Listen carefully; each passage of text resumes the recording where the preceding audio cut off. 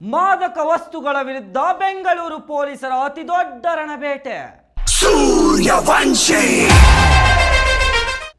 Mission RISE ಮತ್ತು ಬೇಡ bro ಅಭಿಯಾನ ಪೊಲೀಸರ ಕಾರ್ಯಾಚರಣೆ ಹೇಗಿತ್ತು? ಬರೋಬ್ಬರಿ 55.8 ಕೋಟಿ ರೂಪಾಯಿ ಹಾಗೂ 200 ಕೆಜಿಗೂ ಅಧಿಕ ಮಾದಕ ವಸ್ತುಗಳು ಪೊಲೀಸರು ವಶಕ್ಕೆ ಪಡೆದಿದ್ದಾದರೂ ಹೇಗೆ?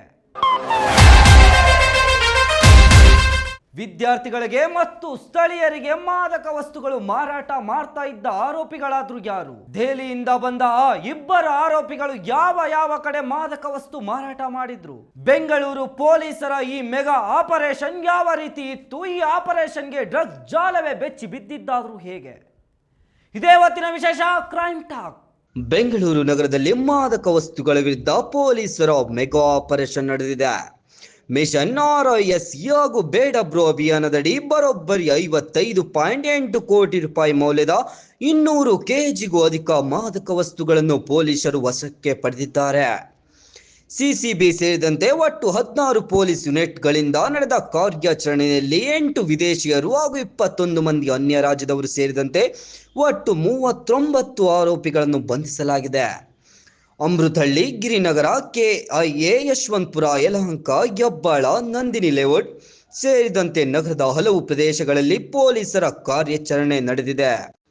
ಬಂಧಿತರಿಂದ 21 KG 641 gram MDMA, 738 gram cocaine, 4 KG 493 gram hydrogen ganja, 184 KG 625 gram ganja, 1 KG 65 gram ಅಮೀಮು ಹಾಗೂ 25 ಗ್ರಾಂ ಮಾಫಿನ್ ವಶಕ್ಕೆ ಪಡೆಯಲಾಗಿದೆ. ಜೊತೆಗೆ 17 ಲಕ್ಷ ರೂಪಾಯಿ ನಗದು, 22 ಮೊಬೈಲ್ ಫೋನ್ ಹಾಗೂ 5 ದ್ವಿಚಕ್ರ ವಾಹನಗಳನ್ನು ಪೊಲೀಸರು ಜಪ್ತಿ ಮಾಡಿದ್ದಾರೆ. ವಿದ್ಯಾರ್ಥಿಗಳು ಹಾಗೂ ಸ್ಥಳೀಯರಿಗೆ ಮಾದಕ ವಸ್ತುಗಳನ್ನು ಮಾರಾಟ ಮಾಡುತ್ತಿದ್ದ ಆರೋಪಿಗಳ ಮೇಲೂ ಪೊಲೀಸರು ಕಣ್ಣಿಟ್ಟಿದ್ದು ಡ್ರಗ್ ಜಾಲದ ಬೇರು ಪತ್ತೆ ಹಚ್ಚಲು ತನಿಖೆ ಮುಂದುವರೆದಿದೆ. ಇನ್ನು ಈ ಕಾರ್ಯಾಚರಣೆಯಲ್ಲಿ ಅಮೃತಹಳ್ಳಿ ಪೊಲೀಸರ ಭರ್ಜರಿ ಬೇಟೆ ನಡೆದಿದ್ದು ಬರೋಬ್ಬರಿ 28.8 ಕೋಟಿ ರೂಪಾಯಿ ಮೌಲ್ಯದ MDMA ವಶಕ್ಕೆ ಪಡೆದಿದ್ದಾರೆ. ದೆಹಲಿ ಹಾಗೂ ನೈಜೀರಿಯಾ ಮೂಲದ ಇಬ್ಬರು ಆರೋಪಿಗಳ ಬಂಧನವಾಗಿದ್ದು ಆಮ್ನಿ ಸಿಂಗ್ ಹಾಗೂ ಓಬಾಮ್ ಪೊಲೀಸರ ಬಲೆಗೆ ಬಿದ್ದಿದ್ದಾರೆ.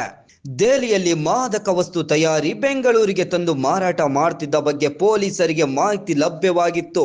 ಈ ಹಿನ್ನೆಲೆಯಲ್ಲಿ ಕಳೆದ 10 ದಿನಗಳಿಂದ ಪೊಲೀಸರು ನಿರಂತರ ಕಾರ್ಯಾಚರಣೆ ನಡೆಸಿದ್ದಾರೆ. ಒಂದೆಡೆ ಕೋಟಿ ಮೌಲ್ಯದ ಡ್ರಗ್ಸ್ ಚೀಜ್, ಮತ್ತೊಂದೆಡೆ 39 ಆರೋಪಿಗಳ ಬಂಧನ. ಬೆಂಗಳೂರು ಪೊಲೀಸರ ಈ ಮೆಗಾ ಆಪರೇಷನ್ಗೆ ಡ್ರಗ್ಸ್ ಜಾಲವೇ ಬೆಚ್ಚಿ ಬಿದ್ದಿದೆ.